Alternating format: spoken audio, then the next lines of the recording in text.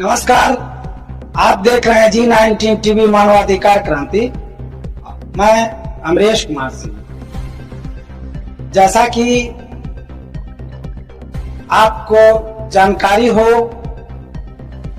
कि लोकतंत्र का महापर्व बिहार विधानसभा आम चुनाव 2025 का आगाज हो चुका है और जिसका कि प्रथम मतदान 6 नवंबर और द्वितीय मतदान 11 नवंबर को होना सुनिश्चित है। एक से एक बड़े चेहरे वाले जनप्रतिनिधि लोगों के बीच में आ रहे हैं, जा रहे हैं, पर यह एक जो ज्वलंत मुद्दा पहले भी था और आज भी रहा है, वह है राजनीति में अपराधीकरण या कहिए अपराधीकरण की राजनीति। तो हमारे देश के नेताओं के लिए अपराधीकरण की राजनीति भी एक मुद्दा में रहा है, चुनावी मुद्दा में भी रहा है। लेकिन वर्तमान समय में जो परिस्थितियां बन रही है और जिस तरह की चेहरे पार्टी, बड़े बड़े पार्टी के लोग उतार रहे हैं, उनकी दागदार छवि, दबंग छवि, क्रिमिनल छवि के बारे में भी आपको सुनने और जानने को मिल जाता होगा। आज इसी विषय पर विस्तार से चर्चा करने के लिए हमारे बीच मौजूद हुए हैं बिहार श्रमजीवी पत्रकार संघ के महासचिव, यूथ एजेंडा के मुख्य संपादक और कहिए कि अपने क्षेत्र में बिहार में जाने जाते हैं गांधीवादी विचारधारा के साथ। तो प्रेम सर का हम अपने स्टूडियो में बहुत बहुत स्वागत करते हैं, अभिनंदन करते हैं। और आप राजनीति के बढ़ते अपराधीकरण को किस तरह से देखते हैं? और देखिए, लोकतंत्र के लिए यह बहुत अशुभ संकेत।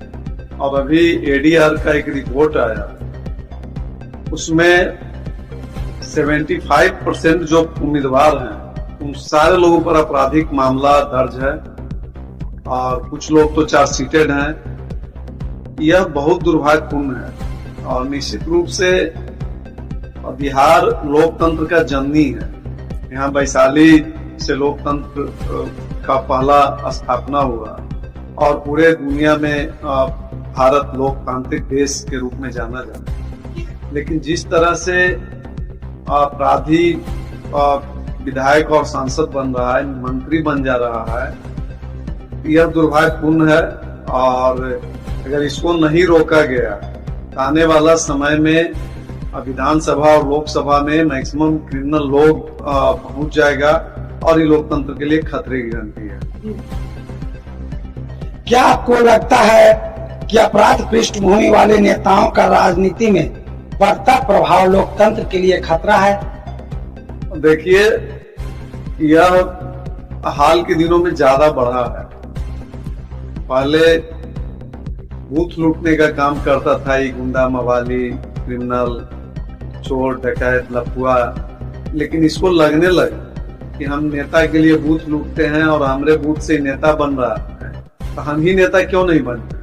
और इसी सोच से ये लोग राजनीति में आया और पहले छोटा से शुरू किया, वार्ड सदस्य बना, फिर मुखिया बना, फिर प्रमुख बना, फिर जिला परिषद बना, फिर एमएलए बन गया और एमपी बन गया। तो ऐसा खास करके बिहार और उत्तर प्रदेश, यहाँ ज्यादा प्रभाव इस तरह के अपराधियों का बोलबाला राजनीति में है। और अभी भी आप देखें नजर उठा के, इसे कोई दल अछूता नहीं है। एक बार तो हमें याद है कि लोजपा से टिकट मिला था जिस समय रामविलास जी स्वयं थे पार्टी में। उसमें जितना भी जेल में बंद था, उसमें मुन्ना शुक्ला, राजन तिवारी, सुनील पांडे, हुलास पांडे, सूरज भान, बहुत नाम था। कितना नाम आपको हम गिनाए, सबको इन्होंने टिकट दे दिया था। और सबसे बड़ा तो हैरत की बात थी कि सारे अपराधी चुनाव जीत के भी आ गया था। यह कहीं न कहीं जो समाज में एक चल रहा है, ट्रेंड चल रहा है कि अपराधी को ही हम अपना मत देंगे और अपराधी को ही उसको रॉक स्टार समझते हैं। जिस जाति का अपराधी है उस जाति के लोग उसको समझता है कि कोई अवतारी पुरुष है, कोई रॉक स्टार है और उसके पीछे लोग दीवाना हो जाता है और उसको घर पर बुलाना, उसको शादी विवाह में निमंत्रण देना, उसको माला पहनाना, उसके पीछे पीछे घूमना, उसका जिंदाबाद करना, यह लोग अपना स्टेटस समझता है। और यही कारण है कि गली का गुंडा, गली का लफुआ कुछ दिन में बड़ा डाउन और क्रिमिनल बन के सामने आता है और देखते देखते एमएलए और एमपी बन जाता है। यह बहुत दुर्भाग्यपूर्ण है। और बिहार के जो मतदाता हैं, आप अगर कोई भी दल अपराधी को चुनाव लड़ा रहा है उसको कभी आप वोट मत दीजिए। अपने बच्चों के लिए सोचिए, अपने भविष्य के बारे में सोचिए और ऐसे लोगों को निश्चित रूप से धूल चटाने की जरूरत है। सर, यहाँ पर जो आज मतदाताओं के हित में जो बातें हो रही हैं, इसको लेकर के एक तरह से हम लोग जागरूकता के रूप में भी इसको देखने का प्रयास कर रहे हैं। अपराधी प्रवृत्ति के लोगों को टिकट देने में राजनीतिक दलों की क्या भूमिका रही? देखिए, राजनीतिक दल, राजनीति का पहले आप परिभाषा समझिए। राजनीति का फुल फॉर्म होता है र से राक्षस के तरह, ज से जनता को, नी से निगल जाना और ती से तिक्रम के द्वारा। यह जितना नेता है ये सिर्फ तिक्रम करता है। ये सब चोर चोर मौसेरा भाई है और हर दल क्रिमिनल को लड़ा रहा है। कोई भी दल इसे अछूता नहीं है। अगर राजद ओसामा को टिकट दिया, साहबुद्दीन के बेटा को, तो नीतीश जी अनंत सिंह को लड़ा रहे हैं, तो वो कोई रितलाल को लड़ा रहा है। इससे कोई दल अछूता नहीं है। हर दल में इस तरह का क्रिमिनल्स जिस पर हत्या और संगीन अपराध का मामला दर्ज है, वो सब चुनाव मैदान में उतर गया है और सभी दल इसमें कहीं न कहीं इन्वॉल्व है।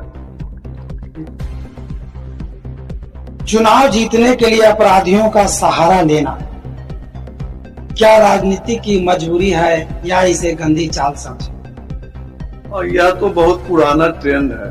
पहले भी जैसे हमारे यहाँ ललित नारायण मिश्रा का हत्या हुआ और जांच पूरा हुआ 40-45 साल में और उसमें सब निर्दोष साबित हो गया। ये राजनीतिक हत्याएं पहले भी होता रहा है। लाल बहादुर शास्त्री जी का मृत्यु हुआ, आज तक सस्पेंस बना हुआ है। यह जो नेता है, नेता का मतलब ही होता है प्लस लेता माइनस देता इक्वल टू नेता। यह नेता सत्ता में रहने के लिए किसी भी हद तक जा सकता है। आपको हम बता दें कि एक बार यहाँ एक मुख्यमंत्री को मछली में जहर मिला के खिलाने का प्रयास हुआ था। यह नेता सत्ता में बने रहने के लिए किसी भी हद तक जा सकता है। इसको किसी से परहेज नहीं है और यह इसी तरह से सत्ता हथियाना चाहता है। और जिस तरह से क्रिमिनल्स की संख्या बढ़ रहा है, आप सोचिए 60-65-70% अगर आपराधिक मामला दर्ज व्यक्ति सदन में जाएगा। हम तो रहते हैं विधानसभा का जब सत्र चलता है, हम लोग लगातार सत्र में रहते हैं, वहाँ देखते हैं कि कई क्रिमिनल जाता है, वो एक शब्द विधानसभा हाउस में नहीं बोलता है, चुपचाप बैठा रहता है, ठंडा चिल रहता है। ऐसी उसको कोई मतलब नहीं। वो अपना सुरक्षा के लिए, अपना धन के सुरक्षा के लिए, उसको पुलिस इनकाउंटर नहीं करे, पुलिस उसको तंग नहीं करे, इसलिए वो माननीय विधायक और संसद बन के अपने आप को सिक्योरिटी के लिए वो विधायक संसद बनना चाहता है। यह बहुत दुर्भाग्यपूर्ण है। और जिस तरह से अपराधी का राजनीतिकरण हो रहा है, अगर इस पर गंभीरता से विचार नहीं किया गया, इसको समाज के जो प्रबुद्ध वर्ग है, जो अपने आप को सो कॉल्ड बुद्धिजीवी कहते हैं, उनको आगे आना होगा और उनको मुखर होकर विरोध करना होगा। आप यह इंतजार मत कीजिए कि फलाना का घर जल रहा है, मेरा घर पर अभी आग नहीं पहुंचा है। अगर इस तरह से मनोबल बढ़ेगा तो एक दिन आने वाला समय में अधिकतर क्रिमिनल्स आपका भाग विधाता बन जाएगा। धन्यवाद सर। जानना चाहेंगे कि जिस तरह से राजनीति में अपराधीकरण का समावेश हुआ है, तो क्या जनता भी अपराधी नेताओं को बार बार चुनकर भेज रही है, तो अपराध की प्रवृत्ति को बढ़ावा दे रही है? देखिए, जनता भी बहुत तेज हो गया है और अपराधी बनाने में जनता का सबसे बड़ा योगदान है। जैसे ही इसका जाति का क्रिमिनल होता है और कॉलर उठा के चलता है तो आपस में उसको गर्व होता है कि वो मेरा जात में भी निकल रहा है, और उसको ही पूरा सपोर्ट करता है। उस अपराधी को रॉक स्टार समझता है, उसको अवतारी पुरुष समझता है और उसको आगे बढ़ाने में, उसको छिपाने में, उसको मनोबल बढ़ाने में, उसका हौसला अफजाई करने में भरपूर सहयोग करता है। और समाज ही इस तरह का क्रिमिनल्स को आगे बढ़ा रहा है और उसको अपना रॉक स्टार समझ रहा है। राजनीति से अपराधीकरण हटाने के लिए क्या सामाजिक और कानूनी सुधार जरूरी है? देखिए, इसके लिए तो संविधान में संशोधन करना होगा।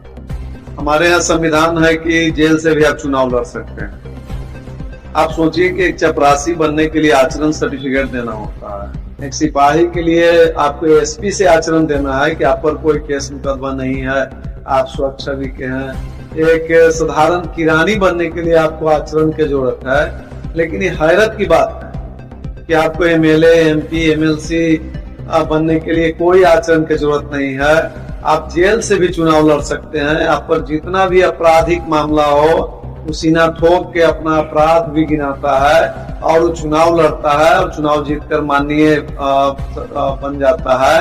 तो यह सबसे पहले तो संविधान में संशोधन हो कि जिस तरह से हमारे यहाँ योग्यता का निर्धारण है कि आपको सिपाही बनना है तो इंटर पास होइए, फिजिकल कीजिए, तो हमारे यहाँ भी यह होना चाहिए संविधान में संशोधन करके कि आपको एमएलए बनना है तो कम से कम आपको ग्रेजुएट होना होगा, आपको एमपी बनना है तो पोस्ट ग्रेजुएट होना होगा, आपको मुखिया बनना है तो कम से कम मैट्रिक पास होइए, सरपंच बनना है तो कम से कम मैट्रिक होइए। तो यह जब तक संशोधन नहीं होगा और जिस पर भी आपराधिक मामला दर्ज हो उसको चुनाव लड़ने से वंचित करना होगा। नहीं तो यह जब तक संविधान में संशोधन नहीं होगा, जेल से चुनाव लड़ेगा और क्रिमिनल्स पैसे के बल पर। देखिए, आज जो चुनाव हो रहा है, यह चुनाव कोई आम व्यक्ति नहीं लड़ सकता। आम व्यक्ति के बस की बात नहीं है। आप 5-5, 7-7 करोड़ दे के और जब लोग टिकट खरीदेगा, जब वो पार्टी में, हम एक पार्टी में एक व्यक्ति के लिए गए थे बात कर, और राष्ट्रीय पार्टी है, हम पार्टी का नाम नहीं लेना चाहेंगे, उसका एक संगठन प्रभारी है उत्तर प्रदेश में, वो हमसे बात किया कि आप कुछ पार्टी फंड में कुछ जमा करवा दीजिए, 1.5 करोड़ रुपया जमा करवाइए, तब हम आगे बात करेंगे। अब आप सोचिए कि जो आदमी सामाजिक कार्य करता है, जो आदमी जमीन पर काम कर रहा है, जो आदमी पत्रकार है, वो कहाँ से 1.5 करोड़ रुपया लाएगा और कैसे चुनाव लड़ेगा? यह कहीं न कहीं लोकतंत्र को मखौल उड़ाया जा रहा है और इस पर चुनाव आयोग को भी सोचना चाहिए, इस पर इलेक्शन कमीशन को भी गंभीरता से सोचना चाहिए। यह जिस तरह से पैसा पानी की तरह बहाया जा रहा है। देखिए, टीएन सेशन ने जो काम किया था इलेक्शन को रिफॉर्म को लेकर, उस तरह का कोई व्यक्ति है नहीं। यह सब खाना पूर्ति चल रहा है और बहुत दुर्भाग्यपूर्ण है और यह इसका परिणाम बहुत भयावह होगा। इसलिए हम आपके लोकप्रिय चैनल के माध्यम से बिहार के, देश के सभी सम्मानित मतदाताओं से अपील करते हैं, उनसे हाथ जोड़ के प्रार्थना करते हैं कि आप कभी भी अपराधी को, जब आप एक शादी करने जाते हैं तो आप बहू नहीं ला सकते हैं क्रिमिनल को, अब हम दामाद नहीं क्रिमिनल उतार सकते हैं। हम यदि हम दोस्ती नहीं रखना चाहते हैं क्रिमिनल से, तो क्रिमिनल हमारा एमपी एमएलए क्यों बनेगा? इसलिए किसी भी हालत में अपराधी को वोट नहीं करें। सर, मेरा अगला प्रश्न आपसे रहेगा कि क्या मीडिया और सिविल सोसाइटी को भी राजनीति के अपराधीकरण के खिलाफ एकजुट होना चाहिए? बहुत गंभीर सवाल है आपका, और हम तो पत्रकार के बड़ा संगठन से जुड़े हुए हैं। आज का मीडिया निष्पक्ष नहीं है। मीडिया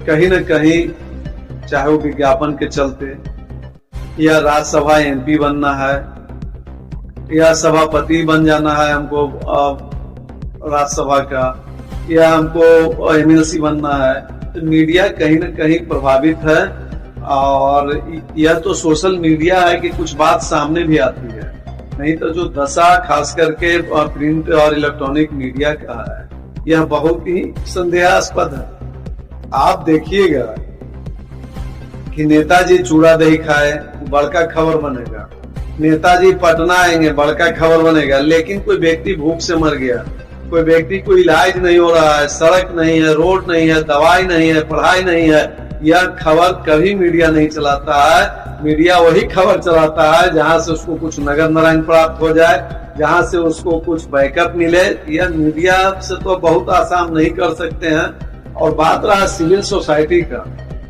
यह बुद्धिजीवी जिसको हम सो कॉल्ड बुद्धिजीवी कहते हैं, इसको हम मुर्दा मानते हैं। यह बुद्धिजीवी किसी काम का नहीं है। यह बुद्धिजीवी अपने आप को अमर होना चाहता है।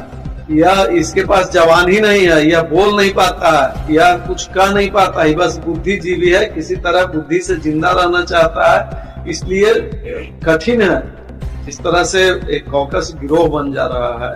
क्रिमिनल भू माफिया, शराब माफिया, बालू माफिया जिस तरह से समाज में हावी हो गया। अब आप सोचिए, मैं बहुत लोगों को जानता हूं जिसके पास साइकिल नहीं था और उस शराब के पैसा से आज फॉर्चूनर का सवारी कर रहा है। मैं बहुत लोगों को जानता हूं जो टेम्पू चलाता था, आज बालू बेच के पता चल रहा है कि करोड़ों अरबों में खेल रहा है। तो यह जो खेल हो रहा है, पैसा का खेल हो रहा है, यह इसका प्रभाव हर जगह हो रहा है और इस पर सब लोगों को जागरूक होने की जरूरत है। जहां तक अपना देश युवाओं का है और इसमें भी बिहार का प्रतिशत युवाओं में सबसे नंबर 1 पर आता है, तो युवाओं के राजनीति में साफ सुथरी छवि में के साथ कैसे हो, इसके लिए क्या सर मैसेज देना चाहिए? देखिए, आज का जो युवा ये दिशाहीन हो चुका है। ये ऐसा चौराहा पर खड़ा है जहां से निकलने का हर रास्ता बंद गली पर खत्म हो रहा है। इसका कोई फ्यूचर नहीं दिखता है। इसको जहां चिकन मिल गया, जहां कुछ खाने पीने का मिल गया, ये बेचारा वहां जिंदाबाद कर रहा है, झंडा ढो रहा है। और अभी आप देखिएगा कि जितना भी क्रिमिनल है वो किसको टारगेट कर रहा है? वो 16 से 20 साल के युवाओं को टारगेट कर रहा है। उसके हाथ में पिस्टल थमा रहा है, उसे बैंक लुटवा रहा है, उसे हत्या करवा रहा है, उसे गांजा का तस्करी करवा रहा है, दारू बेचवा रहा है। तो यह जो गैंग सक्रिय है और हमारा जो टीनेजर्स है, यह भटकाव की ओर है और इसको रोकना होगा। और इसको रोकने के लिए और सबसे बड़ा है कि हमको अपना जो शिक्षा नीति है इसमें सुधार करने की जरूरत है और पेरेंट्स को भी देखना होगा। आज हमारा जो युवा है ये शॉर्टकट अपनाना चाहता है। इसको लगता है कि जितना जल्दी हमको सब कुछ है। अब अगर ये क्रिमिनल के साथ जाता है तो तुरंत थार पर बैठ के घूमता है, इसका थोड़ा चैन मोटा हो जाता है गला में। इसको लगता है कि हमसे लोग डर रहा है, फलाना क्रिमिनल का ही आदमी है, एक खौफ पैदा करना चाहता है। तो हमारा युवा भटकाव की ओर है और समय रहते अगर नौजवान को सही दिशा नहीं दिया गया तो हर गली मोहल्ला में आपको कोई बड़ा डॉन, कोई बड़ा क्रिमिनल, कोई बड़ा दादा नजर आएगा और यह आने वाला समय बड़ा दुर्भाग्यपूर्ण होगा। सर, यहाँ जानना चाहेंगे कि आप अपने अनुभव में राजनीति और अपराध का गठजोड़ किस रूप में देखते हैं? देखिए, हम लोग को याद है कि जब हम लोग छोटे थे तो हमारे यहाँ एमएलए हुआ करते थे राम जयपाल बाबू। राम जयपाल बाबू आते थे तो डायबिटीज के पेशेंट थे, तो उनको बाबूजी कहते थे कि एक गिलास दूध लाउन हो, तो उनको एक गिलास दूध पिला दिया जाता था और उसके बाद पूरा गांव उनको वोट कर देता था। आज सिचुएशन बदल गया। आज सिचुएशन है कि अगर हमारे पास कोई नेता आया और मेरा भाई के पास नहीं गया, मेरा भतीजा के पास नहीं गया, तो उससे नाराज हो जाएगा, कहेगा अच्छा फलना फिर गया है तो वही तुमको जिताएगा। यह जो सिचुएशन चेंज हुआ और 90 के बाद इतना क्रिमिनल इसमें एंट्री किया। देखिए, हमको कहने में कोई गुरेज नहीं है कि लालू जी को लोग लाया और लालू जी अपने आप को पिछड़ों का नेता के रूप में स्थापित किए और लोगों ने इनको हाथों हाथ लिया। लेकिन जिस तरह से अपराध बढ़ा, बिहार नरसंहार का दौर, उसको शायद कोई नहीं भूला है कि कितना यहाँ जनसंहार हुआ, लोग जाति के नाम पर भेड़ बकरी की तरह काटा गया। और यह उसी जमाने में कई क्रिमिनल छुटवाइये लोग भी क्रिमिनल तैयार हुए। और अब देखिए मोकामा में तो वहाँ धीरज जी पहले चुनाव जीतते थे, धीरज जी के लिए काम करते थे दिलीप सिंह।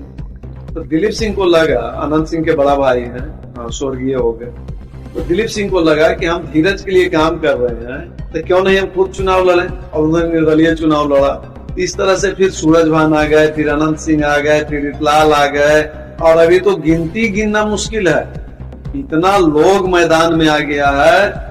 अब आप सोचिए, अभी मुन्ना शुक्ला के बेटी लड़ रही है हाजीपुर से, ओसामा का बेटा लड़ रहा है, आनंद मोहन के बेटा चुनाव लड़ रहा है जिसको सरकार रिहा कराया।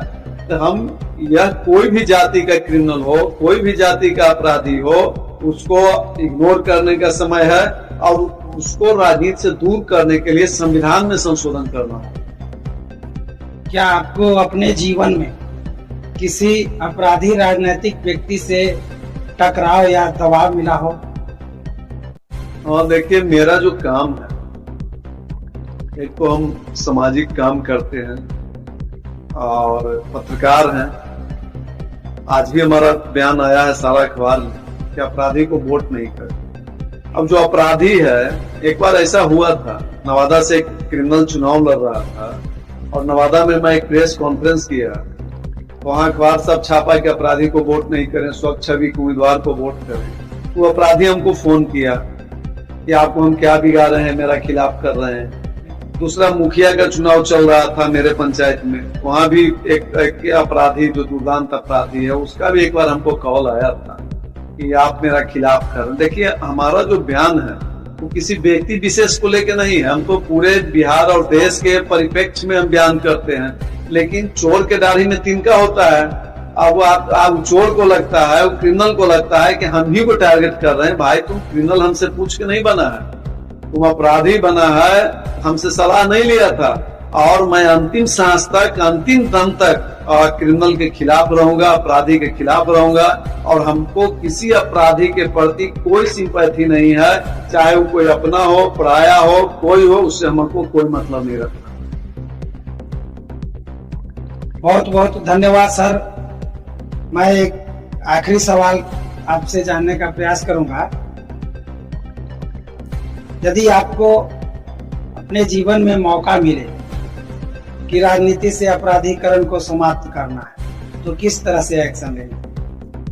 और देखिए उसके लिए तो हमको अब फुल मेजोरिटी में लोकसभा में जाना होगा और देश के प्रधानमंत्री बनना होगा, तब हम इसमें संशोधन कर पाएंगे। लेकिन अभी निकट भविष्य में ऐसा कुछ दिखता नहीं है, पूरा अंधकार दिख रहा है। प्रधानमंत्री मोदी जी, उनका मैं सम्मान करता हूँ, लच्छेदार भाषण करते हैं, बड़ा अच्छा वक्ता है। अमित शाह जी का माथा बड़ा है, खूब सोचते हैं, लेकिन दुर्भाग्य है उनके दल से भी क्रिमिनल चुनाव लड़ रहा है, उनके दल में भी आपराधिक पृष्ठभूमि का लोग है। कि इसको रोकने के लिए बहुत बड़ा दृढ़ इच्छा शक्ति की जरूरत है।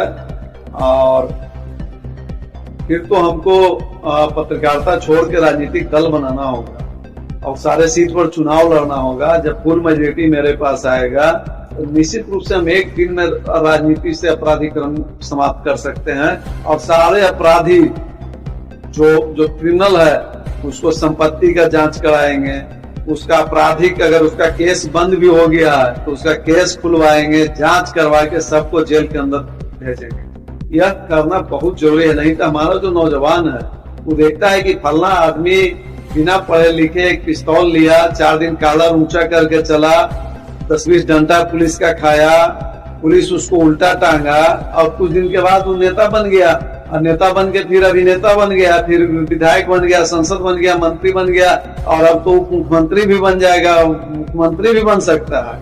यह तो बड़ा दुर्भाग्यपूर्ण है कि इसको रोकने के लिए दृढ़ इच्छा शक्ति की जरूरत है। और हम आदरणीय प्रधानमंत्री जी से यह आग्रह करते हैं कि आप तो साहसिक निर्णय के शहंशाह हैं, आप इस तरह का निर्णय लीजिए कि जो भी आपराधिक मामला है, जब तक वो न्यायालय से बरी नहीं होता है, न्यायालय उसको निर्दोष साबित नहीं करता है, तब तक वो किसी तरह का चुनाव नहीं लड़ेगा।